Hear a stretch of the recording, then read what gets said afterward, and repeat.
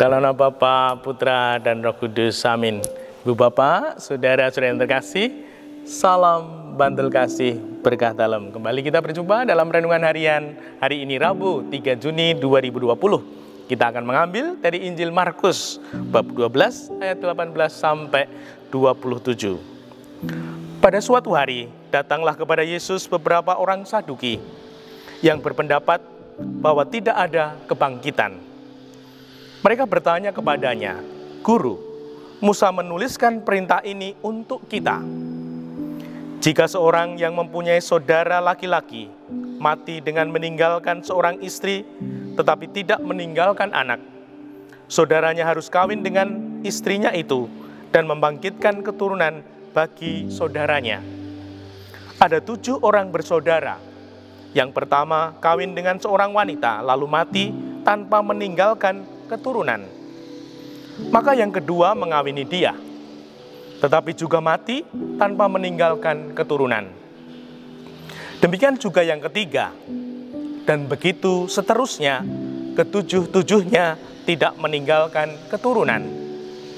Akhirnya, wanita itu pun mati.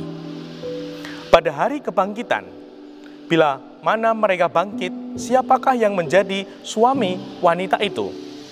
Sebab ketujuh-tujuhnya telah beristrikan dia."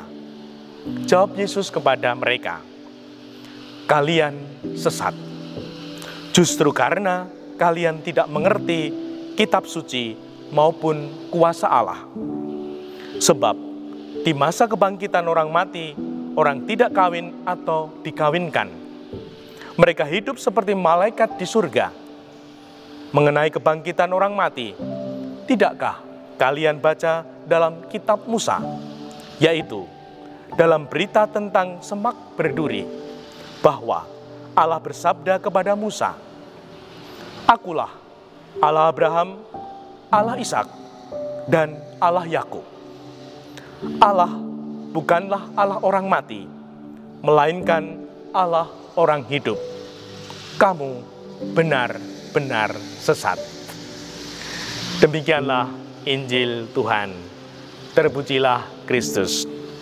Saudari-saudaraku yang terkasih, Tuhan sangat tegas ya, ketika orang-orang yang bertanya itu mengalami sesat pikir. Pernahkah kita sebagai umat mengalami sesat pikir? Saya kutipkan, jawab Yesus kepada mereka, "Kalian sesat, justru karena kalian tidak mengerti kitab suci maupun kuasa Allah." Sesat karena tidak memahami isi kitab suci dan juga maksud dan kehendak Allah. Lalu, maksud dan kehendak siapa?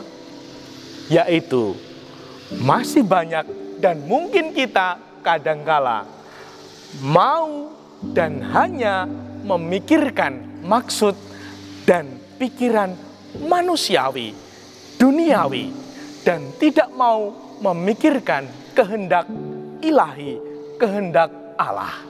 Kita hanya menggunakan ukuran manusia, perhitungan manusia, kacamata manusia. Nah, Tuhan mengingatkan kita untuk memakai kacamata Allah, perhitungan ukuran Allah, agar hidup kita mampu juga menangkap kehendaknya. Karena kalau kita hanya memakai kacamata duniawi, manusiawi, kita tidak menemukan Allah dalam hidup. Seperti ada ungkapan ya, muda foya-foya, lalu tua kaya raya, mati masuk surga, karepe mbiluk. Tidak seperti itu. Karena Tuhan adalah Allah orang hidup. Dan Tuhan ingin supaya kita percaya setelah di dunia ini ada kehidupan setelah kematian. Kita harus membeli tiket ke surga dengan apa? Dengan sikap berlian. Sikap yang apa? Berlian. Berbagi. Peduli dan perhatian. Tidak hanya mementingkan diri sendiri. Hidupku kubagi, aku peduli, aku perhatian untuk keluarga, untuk komunitas dan sesamaku. Terlebih di saat-saat seperti ini, di saat pandemi COVID-19 ini. Sungguhkah sikap berlian, berbagi, peduli, perhatian, hidup dan bertumbuh, kita nyelengi tiket swarga. Nah, semoga hidup kita mampu menggunakan kacamata ilahi, kacamata Tuhan, sehingga kita menemukan tiket surgawi.